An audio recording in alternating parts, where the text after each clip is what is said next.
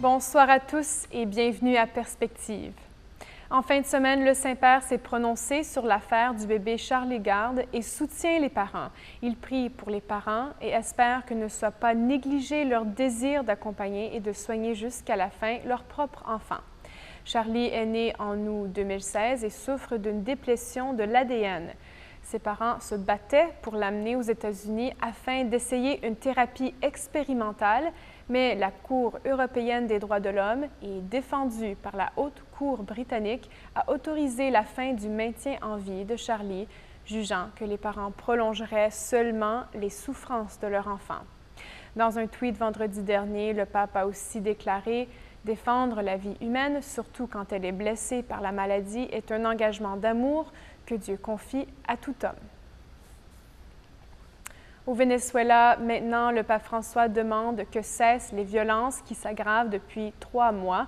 Plusieurs personnes sont mortes pendant des manifestations contre le gouvernement du président Nicolás Maduro. Le Saint-Père lance un appel pour que soit trouvée une solution pacifique et démocratique à la crise politique et économique. Demain, le Venezuela souligne sa fête d'indépendance. Il prie donc pour le pays et les familles qui ont perdu leur enfant. C'était la prière du pape François lors de l'Angélus Place Saint-Pierre dimanche dernier, où il a médité sur les caractéristiques essentielles du chrétien missionnaire. Voici donc un résumé de sa réflexion. Dans l'évangile du jour, Jésus souligne 2 aspects essentiels de la vie du disciple missionnaire, la puissance de la relation avec Jésus et l'importance du témoignage et de la transparence. Celui qui aime son père ou sa mère plus que moi n'est pas digne de moi.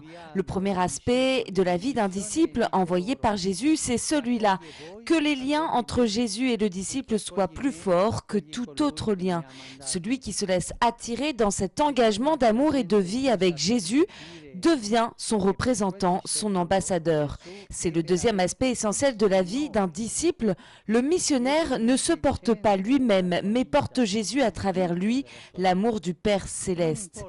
Il faut que les gens comprennent que les disciples de Jésus avaient mis Jésus au centre de leur vie durant toute leur vie. Comme chaque personne humaine, ils avaient leurs défauts, leurs faiblesses, mais ils avaient l'humilité de le reconnaître. L'important est de ne pas avoir un cœur double, car cela est dangereux. Je suis chrétien, je suis un disciple de Jésus, je suis consacré, je suis évêque, mais j'ai le cœur double et cela ne va pas. Je ne dois pas avoir le cœur double, mais un cœur simple, uni, solide, qui soit honnête avec lui-même comme avec les autres. Samedi dernier, le Vatican a annoncé la nomination de l'archevêque espagnol Luis Ladaria Ferrer au poste de préfet pour la Congrégation pour la doctrine de la foi. Il remplacera donc le cardinal Gérard Muller, qui vient de terminer son mandat de 5 ans après avoir été nommé par le pape François en 2013. Monseigneur Ladaria est un théologien jésuite et avant sa nomination, il était secrétaire pour la Congrégation pour la doctrine de la foi grâce à Benoît XVI depuis 2008. Et pour le mois de juillet, le Saint-Père nous partage encore une fois son intention de prière dans une vidéo produite en collaboration avec le réseau mondial de la prière du pape. La voici. No olvidemos nunca que nuestra alegría es Jesucristo, su amor fiel e inagotable. Porque cuando un cristiano se pone triste, quiere decir que se ha alejado de Jesús. En esos momentos no hay que dejarlo solo. Debemos ofrecerle la esperanza cristiana con la palabra, sí, pero más con nuestro testimonio, con nuestra libertad, con nuestra alegría. Pidamos por nuestros hermanos que se han alejado de la fe, para que a través de nuestra oración y testimonio evangélico puedan redescubrir la belleza de la vida cristiana.